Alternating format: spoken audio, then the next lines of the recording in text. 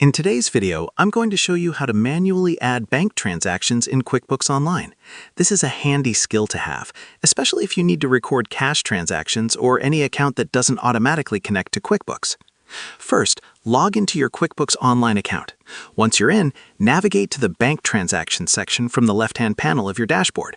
Here, you'll see two options: connect your bank account or upload transactions manually. Since we're focusing on manual entry, choose to upload transactions. QuickBooks allows you to upload files in various formats, like CSV, QFX, QBO, OFX, or TXT. You can either select your file from your computer or simply drag and drop it into the upload area. Once your file is added, click Continue.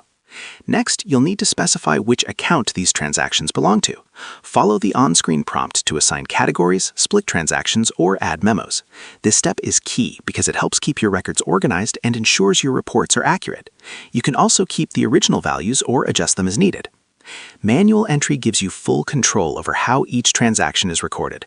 This is especially useful for complex transactions or for maintaining consistency in your accounting practices.